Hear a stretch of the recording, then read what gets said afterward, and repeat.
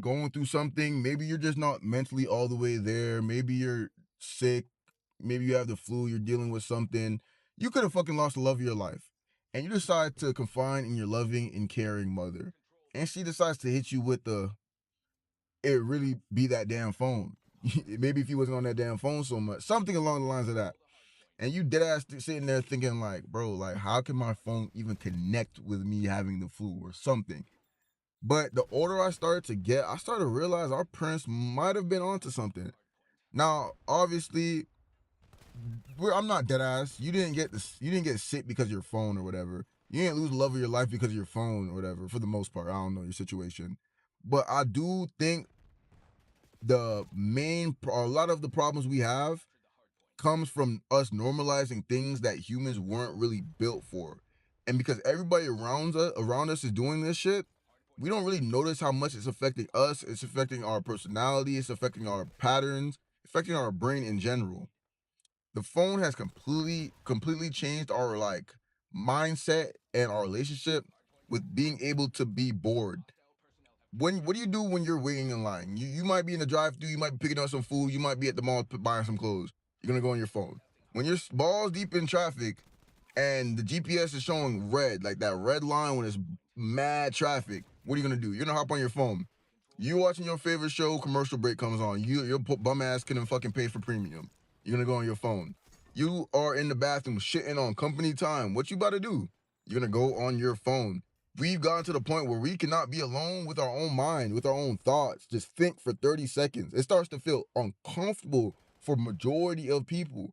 And I'm not shit. I'm not shitting on anybody. I'm not. I have the same exact problems that I talk about in these videos. These are shit that I go through that I'm like, damn, majority of people feel this way, or the majority of people are gonna agree with me on this topic because this is the truth. I don't know in the past 10, 15, 20 years if everybody just magically developed ADHD, but something that does kind of connect is the advancements in technology in our phones. As we've been more attached to our phones, ADHD, anxiety, things of that nature have risen, and stats show that. The phone literally trained our mind and our brains to expect a dopamine hit every few seconds. Think about it. TikTok, Reels, how often you check your notifications, your texts, even emails, bro. I be at work, and I work at the office. I be at work checking my emails over and over, like I'm like a random big ass email or important ass email is gonna pop up, but just the way my brain was trained. And another one I left out is YouTube Shorts. But the way our brain is trained is just, oh, I need to check right now. I need to see something, and you're just hoping to have something positive pop up out of nowhere. Everything is like literally competing for our attention at the same exact time. You're on TikTok. Oh, then you get a notification on Instagram. Oh, you go check your homeboy sent you a reel. Now you're on reel scrolling, and then oh, somebody texted you, so now you're on text. So it's just a constant fight for your attention on a daily. Have you ever opened Instagram and you get bored and you close that bitch? And then 5 seconds later, you're back on Instagram again. This is exactly what I'm talking about. Your brain is kind of trained. So now you start to do shit that you're not even realize. And that might be the least damaging thing that the phone has done to us. And point number two, humans were never meant to have access to this much validation. I already touched bases a little bit on this topic in Wholeflation, but that was more about females. We're gonna go into like the generalization of everybody. Back in the day, you would compare yourself to people around you, people that go to your school, that are in your neighborhood, maybe in your workplace, something like that. Nowadays, by the time you've eaten breakfast, you've already compared yourself to some fucking millionaire, a fitness influencer, a model, a celebrity, and then somebody faking their whole lifestyle online for an image. And that shit is crazy. Social media dead ass turn attention into some type of fake currency. Everybody wants it and everybody's chasing it. And the scariest part about this shit is apps are designed to make you feel like this. These are supposed to be kind of like scoreboards when it comes to their notification, like your likes, your views, your comments, your followers, matches on Hinge and Tinder. This is all like a scoreboard.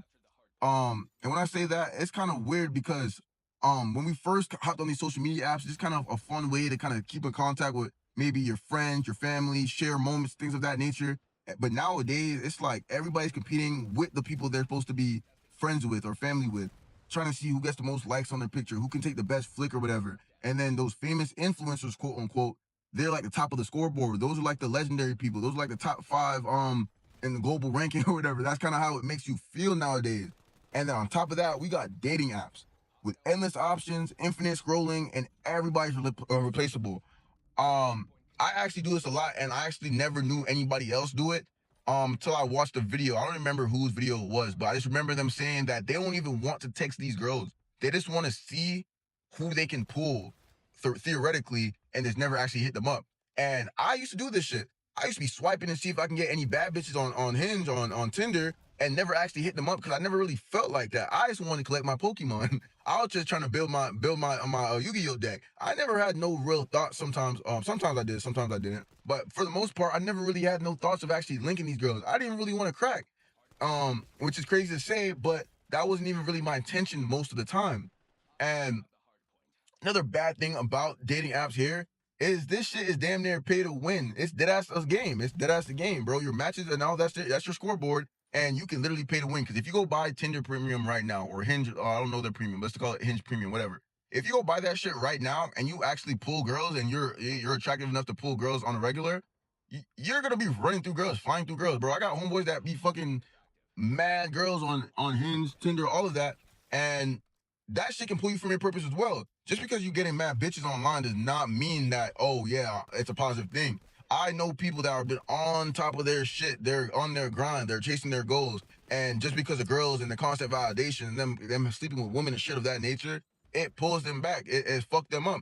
And don't get me wrong, we all gonna do it. We all, if you're a heterosexual man, bro, if you're a straight guy, you gonna want to fuck mad girls, bro. But as long as you're doing it in a way where it's not pulling you from your purpose, where you're not constantly, okay, let me go on Hinge and try to see if I can pull something. If you're having that type of mindset, bro, you're gonna get lost, bro. You're gonna get lost in the sauce, bro. But yeah, and with girls, like I said, it's a whole different ball game for them. Social media changed dating in the worst way. For the average woman today, she has access to a million, or I'm exaggerating, but they have access to so many guys that they would never have access to before. A single one of their posts gets hundreds of likes, and they don't even have to have no followers. Like if you're a guy and you go make an Instagram and you have 0 followers, you just post a normal picture, you're not gonna just start blowing up. I've seen girls make a new Instagram and just off of them looking good and it's smacking the explore page, they're getting thousands of likes. They're getting dozens of reactions on their story. Their DMs are always open. And like I said, if we're being honest, in my last video, guys aren't helping, bro. And like I said, I'm not gonna get too much into this topic here because I already talked about this a lot in the whole inflation videos. If you really want to hear my outlook on that, you'll watch that. But this is the main reason why dating feels so weird now. All right, so let's move on to my next point. So I think phones have negatively affected our relationships. And I'm not talking about social media. I'm not talking about nothing like that. I'm talking about specifically relationships. So think about it like this. Back in the day, maybe when your mom or your dad got home from work, they was come home, sit down. You guys haven't talked all day. Now you get to sit down and hear about everything that happened in her day.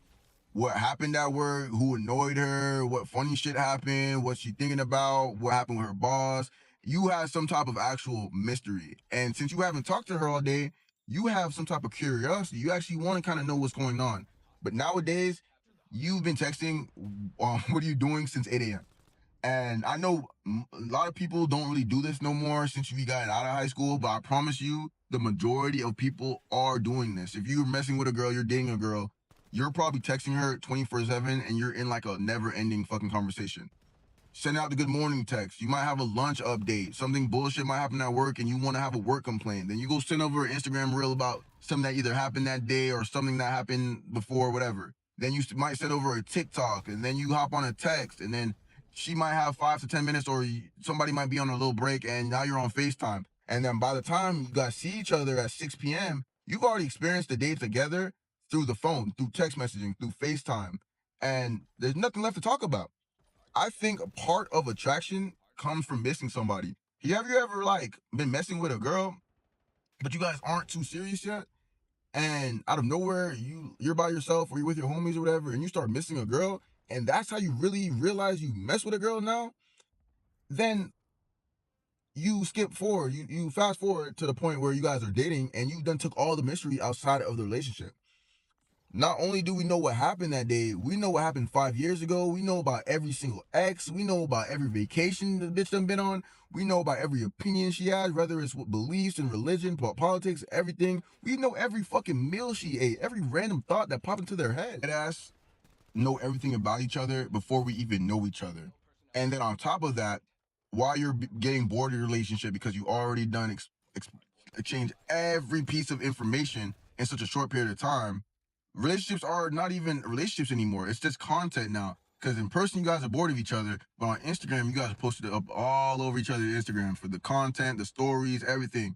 Sometimes couples spend more time documenting their relationships than actually living in the time being, living in the moment. So in conclusion, was mom right? Is it really that damn phone? Obviously, I don't deadass think every problem comes from technology. I don't think if you suddenly delete Instagram, suddenly delete all the dating apps off your phone, I don't think your life is going to suddenly change overnight. But let's say you did do all that. You did delete all the social media apps off your phone, all the dating apps, all the brain rot off your phone. I don't think I think your life will get better. Honestly. Um, you have less anxiety. You compare yourself to less people. You're not gonna be constantly seeking validation. You're gonna get a dopamine reset. If you look close to the problems that everybody has on a day-to-day basis, the common problems, obviously it's not specific situations, but a lot of them become significantly worse because of that phone that's sitting in your pocket right now. And that's the crazy part. Most of us know exactly what it's doing to us, but guess what? We're gonna keep scrolling anyway. So do I think it's really that damn phone? Or do I think we're blaming technology for problems that have existed anyways? I think the phone is something that we never we never knew was going to get to the point it did. So it got there so fast that our brains are not able to process this yet. We don't research how this new technology that's going to benefit us in some way, how it's going to have a negative impact on us until it starts having that negative impact. So if you look at most of the problems we have today, no, it's not caused directly by our phones, but a lot of the problems that we're already dealing with, they get dead ass worse and worse and worse just off of the shit that is sitting in your pocket that we use every single day. And the craziest part about this is most of us know exactly what it's doing to us, but what are we gonna do? We're just gonna keep scrolling anyway. Take on this kind of the phone topic there. Do y'all really think it's that damn phone like our moms used to tell us or our parents used to tell us, or are we just blaming technology for problems that would have been around anyway? Y'all can let me know y'all takes, y'all opinions, and what y'all think in the comments there. That's pretty much it. Overly tacked, food for thought. We out.